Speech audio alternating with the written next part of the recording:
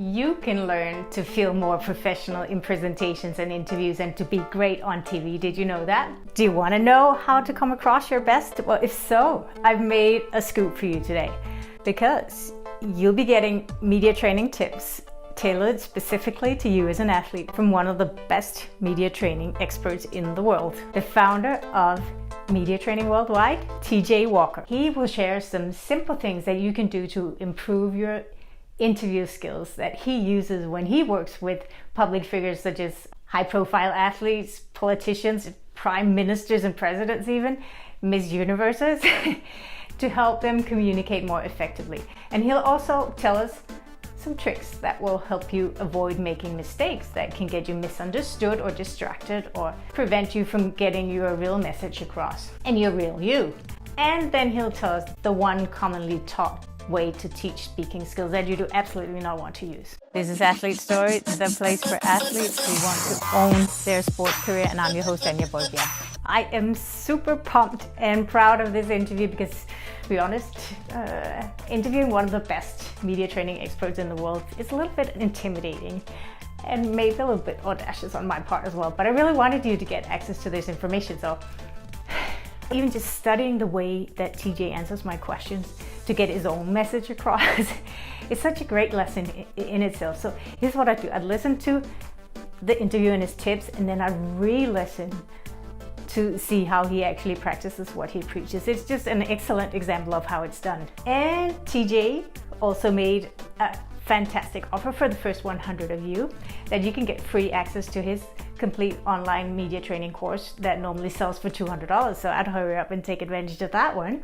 If you want to get more media training specifically tailored for athletes and with a more personal touch and more personal training and feedback, do reach out and I'll let you know when we do our next media training program for athletes, coaches, and entourage. But for now, enjoy the interview. I'll be posting notes from this interview on athletestory.com/media training, where you can go and download the notes so you don't have to worry about that. Okay, enjoy the interview. Welcome to TJ Walker. Hi TJ, thank you so much for being willing to accept my invitation to be on Athlete Story. I'm so honored to have you here. Good to be with you. Thank you. I was wondering if we could play a little game here. I'm going to ask you to introduce yourself. That's a thing that's hard for people. Maybe you can give an example of how to do it and how not to do it. I teach professional athletes and Olympic athletes how to communicate more effectively, especially to the media, and also team owners and others involved with professional and high-level sports. Because they all come to me and they want the same thing. They want to look comfortable, confident, relaxed. They want to speak so that their message is understood, that they have a clear message, that they can answer questions, and so they can get the exact quotes they want, regardless of whether the reporter likes them or doesn't like them, is nice and sympathetic or mean or stupid. If any of you want to learn how to be a better communicator, I have a course. It's normally $200. I'm going to give the first 100 of your viewers and listeners access to this course, the complete media training course. It's an online course at absolutely no charge. Okay, so let's back up. What did I do there with my introduction? I tried to tailor it specifically to your audience. Your audience is athletes, I'm assuming.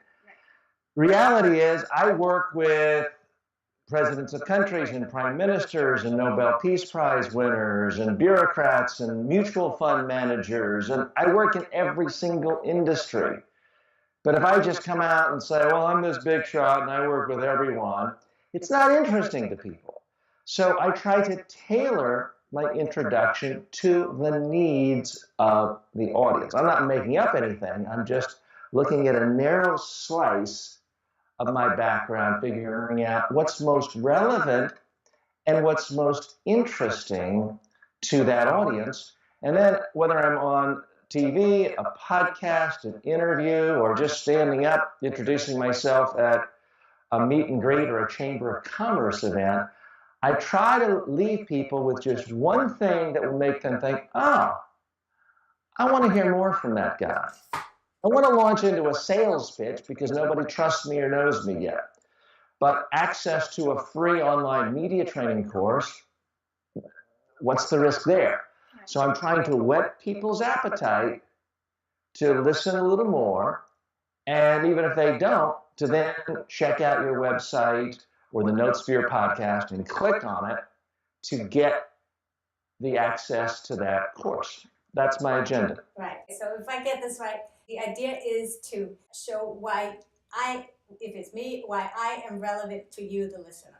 Yes. Why should that listener or viewer or audience member care at all about you? Why should they want to even pay attention? Because attention is the real resource people value these days, because they could have a podcast on and yet they still want to check email and text and things like that. They're only half listening or a quarter listening. So I want to grab their attention. I don't want to waste time saying, well, I founded Media Training Worldwide in 1985. And I don't want to give them boring facts and talk about me. I want to talk about me only in the context of how it can help them and someone like them that they can relate to. That's what I try to do in introductions, and that's what I believe is the best way you can introduce yourself in any situation. Right. So say you're an athlete and you are being asked to do a public speaking gig or a presentation at your club or whatever, and you have to tell a bit of your story. That's what they expect from you. So you would try to make that story relevant to them and not think too much inside of yourself. Is that what you're saying? Well, the beauty of sports is human beings around the world love sports. It's much easier to be interesting as a speaker talking about great athletic moments than it is about public policy or environmental policy or running for political office. So in that sense, it's easier. And if you recount certain trials and tribulations you've had and setbacks and defeats and near defeats and what happened, especially with your team members, that's going to be interesting to your audience. The key is trying to figure out what is a message they can relate to. If you are Michael Phelps and you have this super odd body where your torso is 3 times longer than your legs and your legs are, your feet bend, becoming great in part is genetic, but in part it's the hard work, and in his case, overcoming psychological problems, which he's talked about freely and openly with others. People can relate to that. They can't relate to having a body that's just built for a particular sport. So don't spend as much time on that, even though that may be a huge factor in your success. Right. Okay, so on the other side, there's this, what could possibly be so interesting about me? I know a lot of us will have that attitude. So how can you feel like you're not boasting, but you still want to be interesting? I mean, for a long, long time, every little boy in the world, and increasingly a lot of little girls, dream of growing up to be either a professional athlete or an Olympic athlete. So if you do have high-level athletic skill, and for the record, I should point out, I have no athletic skill whatsoever. But if you have high athletic skill and some level of achievement, people are inherently interested in that. Now, the problem a lot of athletes have is just by showing up, a lot of people get excited. So they can get lazy. So after a game and they're interviewed, they'll just say things like, oh, well, we played real hard today, and a bunch of cliches. And it's boring.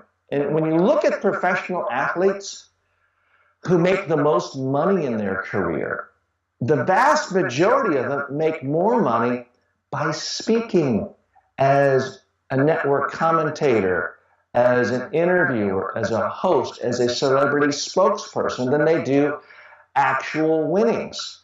Certainly that's the revenue model for all Olympic athletes, is you want to be the person who gets the Chase, the multi-level or multinational bank to give you that $10 million sponsorship deal where you're in the commercials and you're not just swimming or doing, but you're actually speaking. Tiger Woods has actually made a lot more money as a spokesperson for companies like Buick than he ever has from the prize winnings of tournaments. Yeah. So I hope you're listening here, guys, because this is really valuable. It's not always about how many followers you have or about the prize money in your sport. It's also about being something more than your sport. If you can talk about not just your particular sport, but how you overcame adversity, how you performed when the chips were down, how you took members of a team who individually didn't have any more talent than any other team, and you brought them together in a way where you triumphed over adversaries. Those are messages, frankly, that corporations love, trade associations. There are a gazillion ways to make money from that as a speaker, as a keynote speaker, as a workshop leader. And those are also the traits a lot of TV networks look for when they are looking to hire analysts, whether it is just for a special event, a tournament, or the Olympics, or regular hosting positions for sports programming. So it's never too early to learn how to communicate more effectively on camera and to be interesting. How many times have we seen athletes who are great athletes, but after the interview, every other word is, we played good today, and everyone put in 110%, It's painful to listen. Now, they become great athletes because most athletes spend 8, 10, 12 hours a day for years, sometimes decades, learning their craft. The good news is you don't have to spend 8 or 10 hours a day for decades or years or months or even weeks to be great when it comes to speaking to the media and giving presentations. But the very same tools can be used. These days, most high-level athletes have themselves video recorded so they can watch what works, what didn't work. Where did you make a mistake? Where did you have that peak performance? Exactly the same thing can be done for speeches, presentations, media interviews, hosting opportunities. That's what I've done my whole career in coaching athletes and other executives on how to communicate more effectively, whether they're giving speeches or meeting interviews, is I videotape them, typically a dozen times in one day. We play it back. We figure out what works, what doesn't work. That's what so many coaches do, whether you're playing basketball or hockey or skiing, is a coach will analyze the videotape, and oftentimes it's not pointing out the mistake as much as, here's what you did really well, let's do more of that. That's what I do when I'm working one-on-one with clients all over the world and in group settings, whether I'm working with the U.S. Olympic ice skating team executives or professional sports executives. That's what I do. I practice with them on video again and again. Right. Excellent. So that's a big thing as well. You can practice this. You don't have to be born with long arms and limbs or blonde hair or whatever. You can practice, and with practice comes skills, as we know as athletes. Well, it depends on how you practice, because I can practice 12 hours a day playing golf, but if I'm holding the wrong end of the club, I'm never going to shoot par. I'm never even going to break 100. Right? So it's not just practice, it is how you practice. And a lot of people practice their speeches, their presentations the wrong way. For example, looking in a mirror is a horrible waste of time. When you look in a mirror, you can't actually focus on speaking. You're focused on things like, uh-oh, I'm losing my hair, and is there a dent in my nose, and my eyes are kind of beady. Don't practice in a mirror. When you practice and have it recorded. You can use your cell phone these days, an iPad, a webcam, and just focus on speaking. Then watch it and focus on what you're doing well so you can do more of it. Don't obsess over any one little mistake. Okay, so if we were to practice this right, maybe you would want to share with us just your top 3 tips. What are the most important things? I know you talk about talking in bite-sized sentences or something like that. Sound bites. If you're being interviewed after a game, and the interview may go on for 10, 20, 30 minutes, but you may only get 10 seconds on ESPN or some other major sports network or local sports network. So if you talk for 20 minutes and you get 10 seconds on, it means that 19 minutes and 50 seconds of what you said was cut out and thrown on the floor. Only 10 seconds gets on. What makes that 10 seconds get on and the other stuff not used? That's because it's a sound bite. It's a bite out of your sound. Now, in my online course, which again, I'm going to offer to your first 100 viewers at absolutely no charge, I outline for you the 10 soundbite patterns. All quotes, whether it's from sports, whether it's TV, radio, or print, come from 10 speech patterns. It's either an absolute, an emotion, a cliche, an attack. There's 10 of them, and I walk you through those. So that's why if you say nothing but positive things about your coach and your teammates for 20 minutes, and then the last 10 seconds walking out the door, you say, yeah, coach made a stupid decision putting in Smith for Johnson. Boom. That's the only quote that's going to be used. Why? Because it's an attack. You said your coach made a stupid mistake. You call something or someone stupid. You say someone made a mistake. That's an attack. It doesn't matter if the reporter loves you or hates you. They're going to use that. So if you don't want to be quoted calling your coach stupid for making a stupid mistake, don't say it. Many times, especially after success in sports, you're going to be asked to give speeches. Sometimes earlier in your career, maybe free speeches at local civic groups, colleges. Over time, you'll increasingly have opportunities to give paid speeches at corporations, trade associations, other events. Several quick tips. Number one, narrow your messages down to a handful or fewer. Don't try to tell people everything you've learned in your whole career of sports. Narrow it down to just a handful. The next tip, have an interesting story for each point. The next tip, practice on video until you like it. If you see a video of yourself speaking and you think, wow, that's really boring and that doesn't make sense, guess what? It is boring.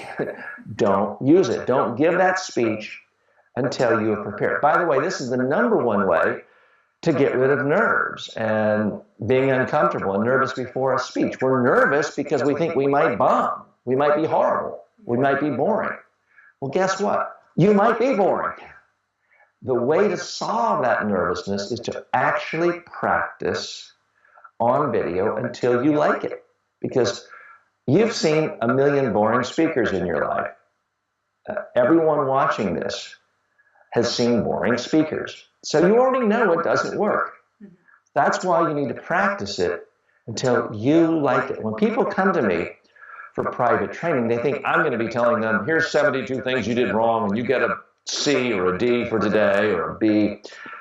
And I always tell them, I said, the harshest judge today, the ultimate grader of today is not me.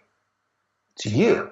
You're not ready to give a speech until you have personally seen a video of yourself and you love it. Excellent tip. So if we go back to the situation where you're being interviewed right after your sports action or some kind of event, and you have always have that question of, so how do you feel about that, or how satisfied are you with your performance? It's an annoying question as an athlete, whether you did well or not, because it's so hard to give a good answer that's not just, I feel great or I'm disappointed. Do you have any tips on how you can... Sure. The biggest tip is the second you tell yourself you're annoyed or that's a stupid question or a boring question, you've already screwed up. Nobody cares about your opinion of the questions. You need to look at it simply as an opportunity to say what you want. Now, I don't mean dodge the question, but I do mean answer it on your terms. If you hear a question that you think is stupid, then rewrite the question to make it an interesting question. That's the real skill at this. You're not being judged on the questions that's being asked. You're being judged on how do you come across. What are your ideas? You don't ever want an interview to somehow depend on the type of questions The reporter's going to ask. You don't go into a game or an athletic event saying, I'm only going to perform well if my competitors do things a certain way, are you? You've got a strategy, regardless if it's an individual sport or a team sport, of how you come across your best, how you execute what you want to do. I take the exact same strategy when it comes to dealing with the media. So, for example, sometimes when I go to a foreign country and I work with a political leader, a president or a prime minister, political reporters will come to me and say, TJ, don't you feel guilty and ashamed about teaching people how to tell lies and obfuscate and bend the truth? That sounds like a tough question, right? How do I answer that question? Well, I can't answer the question until I've rewritten it in my own brain, because I'm not going to dodge the question, because that makes reporters hate you. But the reporter's asking me about teaching people to lie. I don't teach people to lie, but I don't want to say I don't teach people to lie, because that makes me look defensive. It also sounds like what a professional lying teacher would say. I don't want to tell people that I don't feel guilty, because that sounds defensive, and that kind of makes it sound like what you see in an interview about a hitman or a mobster or someone who should feel guilty. So how do I answer this question? I can't answer the question until I've isolated some part of it that's neutral. I don't agree with the final premise of teaching people to lie. I don't agree with the middle premise of feeling guilty about teaching people to lie. What is the reporter really asking me? TJ, how do you feel about being in your profession? Well, now it's the easiest question in the world. I feel great to be in a profession where I can teach other leaders how to communicate effectively to the world. The reporter cannot quote any part of what I said out of context in a way to make me look negative, stupid, or defensive. The reporter cannot claim I failed to answer the question. So I've completely protected myself, and I've done absolutely no damage whatsoever. And if I do get quoted on that, I don't mind at all. So that's an example of the mindset change. Too many people have this attitude, oh, these reporters, they're always bothering me after the big game or the event, and they're stupid. Not the point.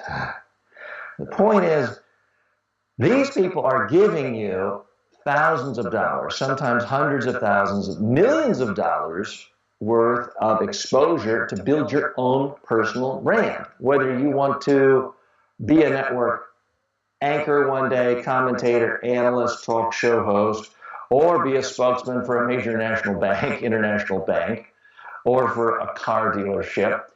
It's building or run for politics.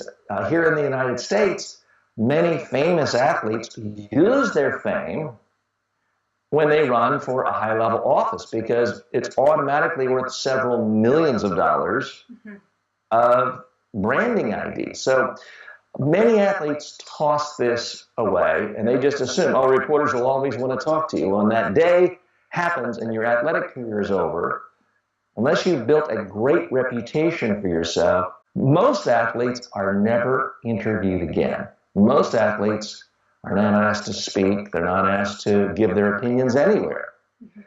And it can be quite sad, especially given their intimate knowledge of their sport, their insights, and no one knows that they know how to share it. Would that be the most common mistake? The biggest thing is athletes simply don't realize how valuable this platform is. And I'm sorry if this offends any athletes, but you are a part of the entertainment industry. It's not just about the sheer excellence of your craft. It's about doing it where TV can be involved and TV commercials can be sold, and you're in the advertisement business. I hate to tell you, if you're at a high level and you're making real money. So you might as well understand, you are in the media business, so you might as well understand how it works. Take it seriously. Famously, in the United States, there are a couple of players who simply refuse to do the post-game interviews. It didn't used to be this case, but now most professional sports have it written into everyone's contract. You have to make yourself available to the news media for a set amount of time immediately after the sporting event.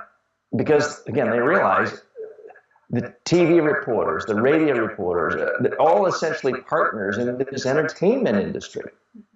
Otherwise, you can go play in your backyard for free if it's just about the joy of the game. So you're in the media business, why not be good at it? So the mistake people have is to get annoyed with reporters. Again, if you hear a question you don't like, rewrite it to make it an easy question. This reporter is honoring you, essentially. They're saying, hey, you're so interesting, my audience wants to hear your ideas on stuff. In any other circumstance, that's considered flattering. So why not use it? Think of interesting things to say. Make time for reporters, because again, in the long run, you can make a lot more money as someone who can communicate effectively. Even if you don't ever want to be a talk show host or a sports commentator, what does every coach have to do these days? They all have coaching shows. If it's a major team sport, like baseball, football, basketball, soccer around the world, most coaches have a part of their compensation package that they host a weekly show during their season. So they have to get used to being on camera, interviewing people. At the college level, at least here in the United States, where coaches are paid $4, $5, $6 million a year, so much of their income is derived from the fact that they have to host TV shows and radio shows. So it's not enough to simply be a good coach. You have to talk about your sport and your game and how you did in many different ways, many different forms. Okay, I'm going to sum up all of your tips into maybe one big lesson. Try to go out now and record a presentation of yourself, like for a 2-3 minute video that you can post on your website or on your social media. You practice this and you watch yourself, you do it again and you watch yourself, and when you're satisfied, you actually have that piece of content for your website, and you have done your homework. How's that? Great summary. Another big tip I'd have for any athlete is the second your athletic event is over, just pull out your cell phone, do a Facebook Live or a YouTube video giving your thoughts, your reflections on what happened today. Do that, build your own following. Do that and you'll build a reputation with reporters, writers, sports journalists, so they know they can come to you. Even if they didn't get to interview you after the event, they'll know they can pull that from your website. Very few people do that. Now, certain colleges, certain professional sports may have a limitation on that, but for others who don't, or individual sports, you can start building your own media brand, because let's face it, the career span of most professional athletes is short. The National Football League, the NFL, is famously derided as NFL stands for not for long. The average professional career is only 3 years. But you can have a career speaking for the next 80 years. As long as you're alive, you can speak, you can talk about your sport, you can perhaps coach your sport. And your expertise can benefit other people. So that's why it's never too soon to learn how to be a better communicator. Thank you so much for this. Now, if people say, okay, I want to take this all the way, I would love to go work with TJ. What are the possibilities for working with you? Well, the best way is always to hire me for at least a full day or 2 full days. I come to you or you come to me in New York, and I practice with you on video again and again and again, and then have a coaching program that sometimes lasts an entire year. If anyone's interested in that, they can simply go to my website at mediatrainingworldwide.com and reach me there. I'm also on Twitter at TJ Walker, and they can find me on Facebook and YouTube as well. But that's always the best way. The next best way, the easiest way, the least risky way is to click on the link that you provide, and for the first 100 of your viewers and listeners, they're going to get free access to my complete media training course. It's more than 25 hours long. It's far and away the longest, most comprehensive, most thorough online media training course in the entire world. and your viewers, listeners are going to get it for absolutely no charge. That is so generous of you. I urge you guys to take advantage of that because that's an amazing offer.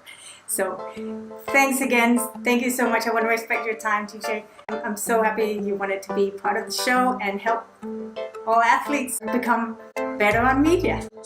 Thank you, Anja.